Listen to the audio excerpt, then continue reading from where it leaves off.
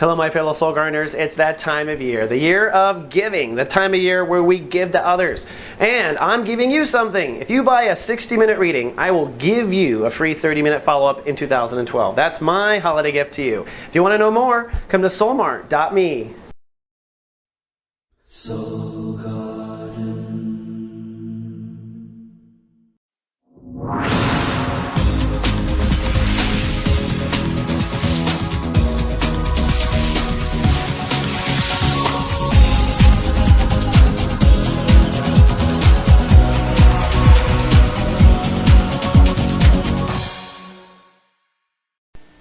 Hello, Your Honor, and welcome back to Soul Horoscopes Weekly Edition. My name is Christopher Witecki, and we are working hard in 2011. Thank Goddess, it's almost over. Librans, probably one of the most hit. And this month, you've been focusing on your attitude, the intellectual state of awareness. Now remember, we have 12 states of awareness that make up our reality. Emotions, subconscious, ego, you've heard of these. And one of them is our intellect, our thoughts. And our thoughts, as you well know, any human being knows, can really crap all over our life and repeat dialogues that don't serve us. This month, the Librans have been focusing in on that dialogue. This includes communication issues with others and with yourself, etc. Now, as we begin this week, there's 3 themes I want to point out that are really important. Let's start with the backstory themes. One of them is Saturn, which is not new to you. Saturn has been in Libra since late 2009. It is basically giving the Libra race a complete overhaul of their capital awareness. Your capital awareness, of course, are natural-born balancers, right? Natural-born judges. And so as the world has gotten out of balance, it's due also to the Libra race has gotten out of balance. So you, congratulations, will wrap this up in 2012. But you are always continuing, especially now, you want to put into action your new ego issues, your new responses to things, your new poise. Your ego consciousness is kind of going through final touches. And you'll have an opportunity to do this one more time in the spring or look at this again. But keep this in mind, that every time you respond to anything in life this week, you're developing ego. And you are developing precedent in your consciousness, which becomes automatic pilot. Another story is, of course, Mars in Virgo. Now, Mars in Virgo has got a big machete up in your subconscious, and it's just cutting through the weeds, which means you have to face things. There's no more putting away. There's no more denial. There's no more karmic relationships that just not going to work.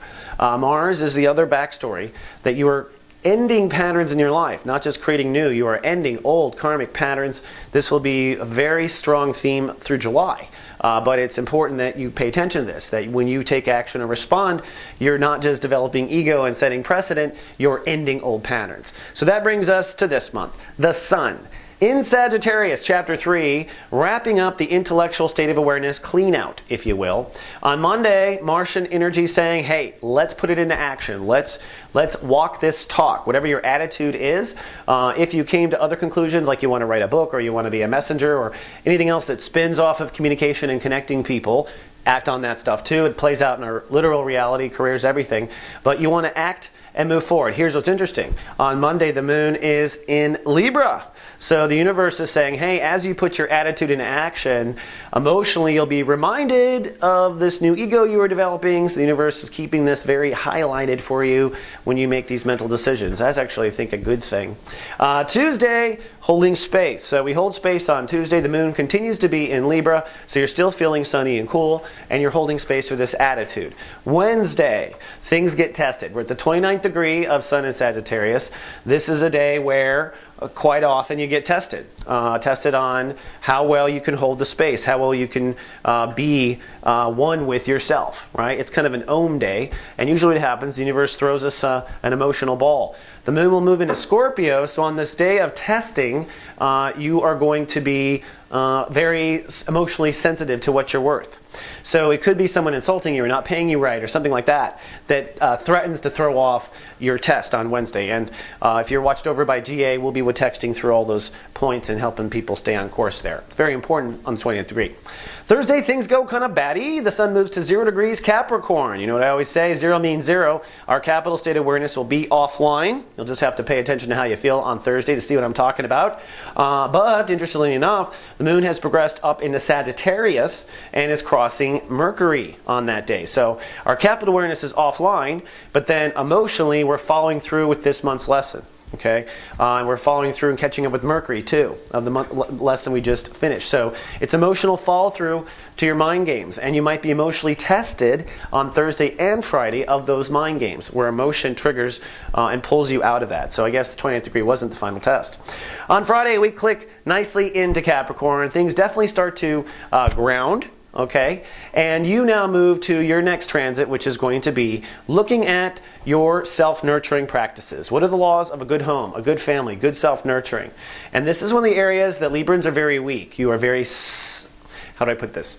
You are very, very subtle candle in the wind vibrations whenever I meet you. And I have noticed that often you do not have a groundedness that takes care of you. You know, I find a lot of Librans in relationships with people that ground them. But Librans on their own, left in the woods, are actually not really great at looking out for their sensitivity. So this next transit, I believe, is going to be really kind of changing some of those laws, making sure that you're taken care of, that you feel strong out in the world. And that's where the themes start on Monday. In fact, on Friday. On Saturday, we have light cast day already. The moon will connect to the sun at 2 degrees. This might be, it can go either way. It could be a good light cast day where you feel really grounded, you feel really solid. The universe is saying, don't you want to feel this way all the time? But if you've built your house out of straw, so to speak, then that lunar eclipse could crash you down, make you feel unsupported, make you feel not good. Kind of depends on how far you are progressed in this lesson. So we'll be with texting heavily on Saturday for our clients and GA, and just making sure you're all right.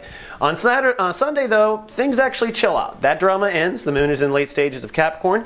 The sun will be ruled by Jupiter, so it's jolly jolly. I can't think of a better planet than Jupiter for Christmas.